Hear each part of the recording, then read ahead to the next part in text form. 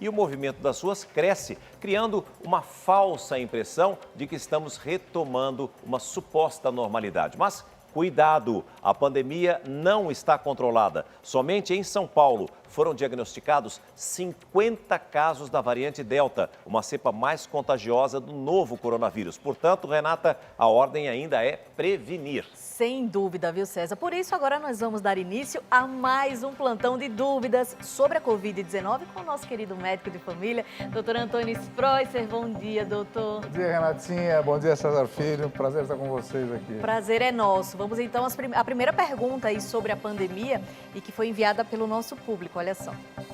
Meu nome é Gabriela, eu sou de São Paulo. Doutor, eu queria saber, uma pessoa que tomou as 2 doses da vacina ainda corre risco de ir para a UTI?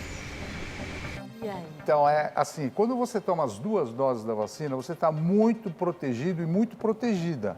Mas não significa que você não possa ficar doente também. Mas acontece o seguinte, a prova, qual é a prova? Você fala, mas doutor, tomei as 2 doses, tem alguma prova que eu não vou ficar mais doente? É só nós analisarmos o número de internações nas UTIs. Você sabe que eu trabalho num hospital muito grande. A nossa população de UTI, no começo da pandemia, estava 97%. Hoje já está abaixo de 50%. E a mortalidade? Também a mortalidade está caindo. Então, a prova é assim, nós temos menos mortalidade, menos paciente em UTI. E por quê? Por causa da vacinação. Então, tome não só a primeira, tome as 2 doses da vacina para que isso continue em toda a cidade, em todo o estado, em todo o município. Agora, então, é muito depois importante. da segunda dose, a pessoa tem que esperar um certo tempo para que ela possa fazer efeito, não é isso, doutor? Geralmente, quando você toma a segunda dose, 2 a 3 semanas após a segunda dose, a sua carga de anticorpos já é suficiente. Agora, eu recebi uma mensagem de um grande amigo dizendo o seguinte, atenção, cuidado, aqui em casa todo mundo já tomou as 2 doses e mesmo assim nós tivemos, em virtude do frio, uma gripe muito forte, que eles já estão na dúvida se é uma reinfecção ou não, fizeram o teste e estão aguardando o resultado. Isso também pode acontecer? Então, César Filho, nessa atual temporada está muito frio e nós estamos agora atravessando um período ruim para o vírus da influenza. Por isso que isso que você está falando é importante todo mundo se vacinar para a gripe também. Porque não é só coronavírus, é influenza também, é gripe também. E a gente está tendo casos ultimamente só de gripe no consultório, não tem mais coronavírus agora. A gente está vendo muitos casos de gripe com febre alta, com tosse, mas não é coronavírus. Agora, tem que esperar um intervalo também de 15 dias entre uma vacina e outra, não é isso? Isso. Normalmente, quando você está gripado, espera 2, 3, até 4 semanas. Você não pode ir lá gripado, você não pode ir lá com nada, nenhum sintoma. Quando você estiver bem, espera 2 a 3 semanas para você tomar a vacina. E nós temos mais uma dúvida do nosso público. Vamos a ela. Bom dia, doutor. Aqui quem fala é Damares, eu sou de Itabaiana, Sergipe, e tenho uma pergunta. Eu liguei algumas pessoas vacinadas e infectadas com a variante Delta. Possuem a mesma carga viral que as pessoas não vacinadas. Isso é verdade? Olha, aí, uma conterrânea da Renata Alves sou de Sergipe, conterrânea. né? Itabaiana. Essa pergunta é muito importante. Quem toma a vacina pode ter e contém essas variantes deltas no corpo. Mas quem não toma a vacina também fica com a variante delta no corpo, com a carga viral igual a quem tomou. Só que quem tomou a vacina não desenvolve a doença. Essa é a diferença. Quem toma a vacina fica com carga viral, mas não desenvolve a doença. E quem não toma a vacina é o que a gente está observando nos países agora que não tomam vacina. A pessoa fica doente, vai para a UTI e morre. Então, essa é a diferença. Carga viral igual, quem toma e quem não toma, mas quem não toma a vacina pega a doença e pode morrer. Por isso, a vacina é importantíssima. A primeira e segunda dose também. Tem mais uma outra dúvida do nosso telespectador, doutor. Bom dia, doutor. Meu nome é Cauê. Eu gostaria de saber se as outras variantes se comportam da mesma forma que a Delta, inclusive na carga viral. Boa pergunta, porque não são bem diferentes, viu? A variante alfa, a beta e a gama, que a gente está vendo, que sempre teve desde o começo, elas têm uma característica. Elas pegam muito o pulmão das pessoas. Então a pessoa tem falta de ar, tem tosse, tem febre alta, perde o paladar, perde o olfato. Não é o que acontece com a Delta. A Delta, ela dá mais o quê? Ela dá mais dor de cabeça, dor de garganta muito forte. A pessoa fica com corrimento nasal, fica com aquela rinite e febre. Então, a diferença da Delta e das outras é basicamente essa. E a gente vê que a carga viral das outras, alfa, beta e gama, é menor do que a Delta. A Delta tem uma multiplicação interna muito grande. Mas então, por isso que você tem que tomar vacina para se proteger. Ô, doutor, agora uma dúvida aqui como telespectadora. Se a Delta, ela não afeta diretamente os pulmões em relação às outras, por que ela é mais perigosa? Porque as pessoas dizem que ela é mais forte. Então, não é que ela é mais perigosa. Ela não é que ela é mais perigosa.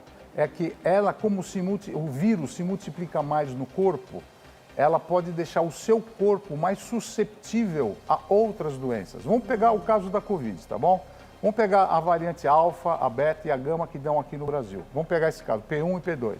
Quando você pega o vírus, abaixa a tua imunidade. Sim. E você fica com pneumonia, mas não é a pneumonia do vírus, muitas vezes é pneumonia bacteriana. Foi o meu caso. Foi o seu caso, porque abaixa a imunidade do corpo e a bactéria que mora em você entra no pulmão. Então, agora, você pega a Delta, por exemplo, que se multiplica muito rápido, deixa o seu corpo muito mais vulnerável, Renata. Sim. Por isso que a gente tem que estar protegido, e a única proteção é a vacina. E qualquer vacina, né, Sérgio? Ainda é tudo muito novo, evidentemente, claro. A gente sempre diz isso, mas já existe um tempo para uma comprovação de que as vacinas realmente dão essa ampla cobertura, mesmo para as novas variantes? Ah, sim, já tem. Vários estudos publicados, inclusive um recente pelo JAMA, fez uma grande cobertura nos países como Israel, os países como a Grã-Bretanha e Canadá.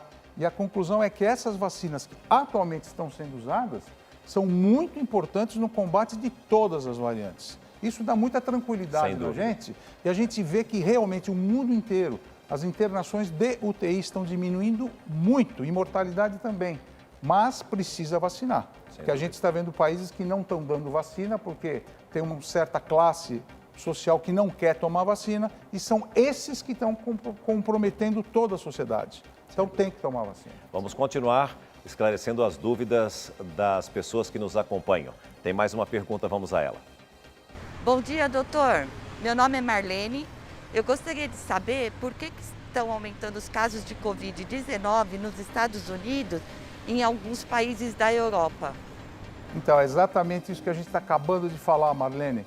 Nos Estados Unidos e na Europa, o que acontece é que as pessoas estão sem máscara nas ruas, nos parques e em lugares públicos, mas agora tem uma lei que, quando você entra em um lugar fechado, tem que colocar máscara. Isso. Mas o que está acontecendo? Por que está acontecendo isso? Porque eu acabei de falar que tem pessoas que não tomam a vacina. Essas pessoas que não tomam a vacina estão passando mais vírus para as outras pessoas que não tomam vacina e acabam indo para a UTI. Então, são essas pessoas as responsáveis pelas leis estarem voltando, além do fato da variante Delta, como a gente está falando que ela é mais transmissível. Imagine se você não toma a vacina com a variante Delta no teu corpo. É muito pior. Então, os países têm que voltar um pouquinho e deixar a máscara voltar novamente e distanciamento social. Sim, sim. Lembrando que a pandemia não acabou. Ela pode ter reduzido, mas ela não acabou. Por isso que é importante que todo mundo se vacine. Tem mais uma outra dúvida aí do nosso telespectador, doutor. Olá, bom dia. Meu nome é Gerlane. Eu falo aqui de Belém do Pará. E eu tenho uma pergunta, doutor. Eu li que a Covid longa afeta 1 em cada 10 pacientes. Isso parece um número bem expressivo, né? E que cuidados a pessoa afetada deve ter?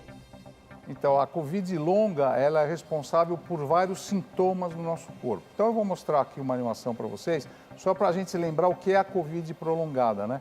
Então, ela pega, por exemplo, dificuldade para respirar em 24% dos pacientes, perda de cabelo em 25% dos pacientes. A gente também tem uma dificuldade de atenção, 27%. E agora, dor de cabeça em 44%. E, finalmente, o sintoma mais importante, que é a fadiga, né? Em quase 60% dos casos. Então, a Covid prolongada, ela é responsável por esses sintomas. E você que tem a Covid, o que você tem que fazer? Em primeiro lugar, alimentação é fundamental. Líquido é fundamental para o rim funcionar, tirar a toxemia. Fazer um pouco de atividade física com supervisão.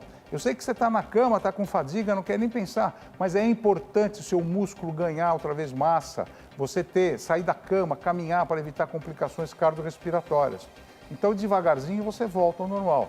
Mas a gente sabe que isso é real, a Covid prolongada está aí e a gente tem que cuidar dela. Doutor Spreusser, existem alguns casos que a pessoa teve a Covid, teve aquele período, depois testou que já teve alta do hospital, uma semana, 10 dias, 15 dias depois, passa a ter fadiga novamente, passa a ter cansaço e passa a ter sintomas. É uma Covid prolongada ou é uma sequela que ficou da Covid? Então, a sequela da Covid e a Covid prolongada, César Filho, muitas vezes elas podem se coincidir, elas são coincidentes. E o fato é que o órgão, ele fica tão afetado, por exemplo, os pulmões, eles ficam tão afetados que você tendo alta do hospital, está tudo bem, mas de repente você pode voltar novamente com esse problema.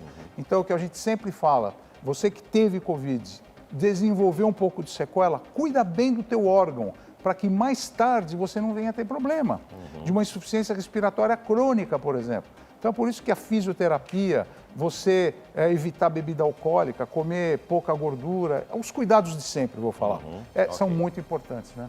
Temos mais uma dúvida e vamos a ela. Bom dia, doutor. Meu nome é Andressa. Uma pessoa que está com sintomas e testou negativo para a Covid, ela precisa testar novamente ou ela já pode começar com os antibióticos? Então, foi a situação do amigo do César Filho que...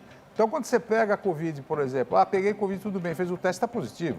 Mas o problema é quando você tem sintoma de Covid e faz o teste, dá negativo, o que eu faço agora? Se eu tenho febre... E aí? O que eu faço? Bom, normalmente a gente espera mais 5 dias, porque você pode estar naquela janela imunológica que você fez o teste e ainda está negativo.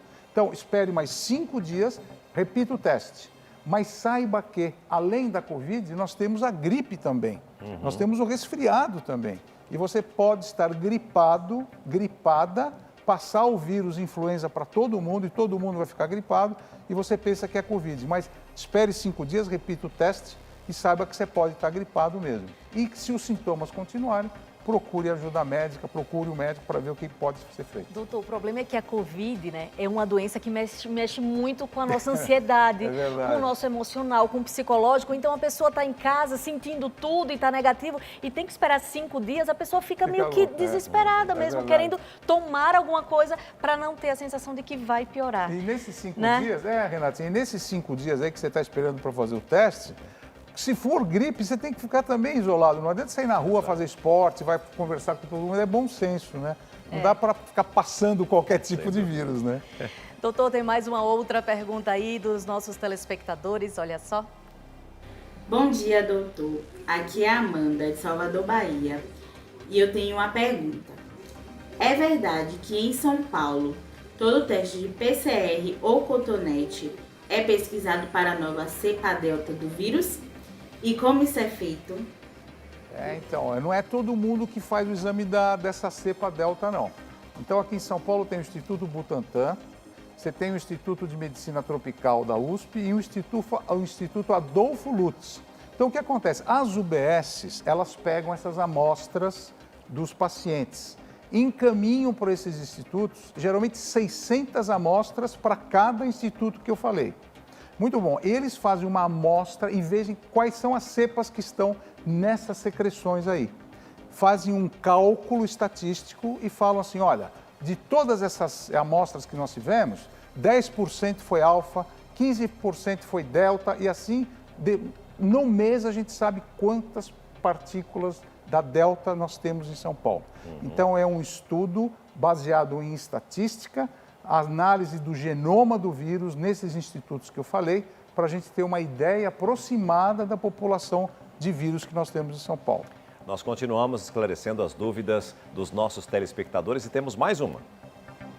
Oi, eu sou o Guilherme, sou aqui de Curitiba. E, doutor, por que as vacinas dão reação?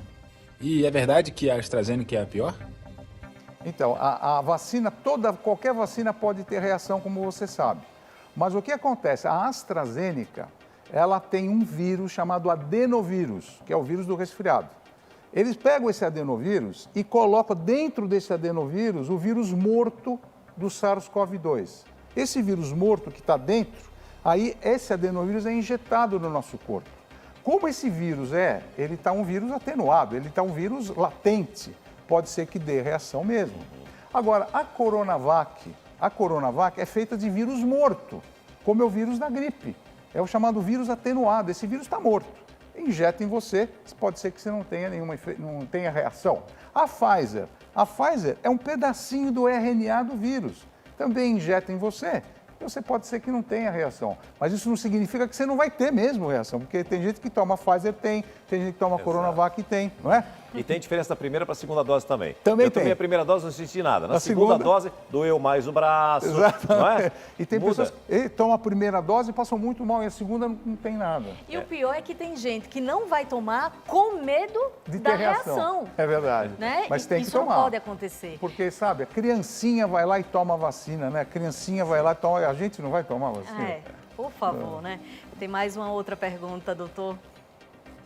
Bom dia, doutor. Sou Luciano, Rio Grande do Sul, e eu gostaria de saber se é possível desenvolver a síndrome de Guillain-Barré após tomar a vacina contra a Covid-19. Boa pergunta, hein? Inteligente. Bom, síndrome de Guillain-Barré é uma doença autoimune que ela é gerada pelos seus anticorpos mesmo que agem contra os seus nervos.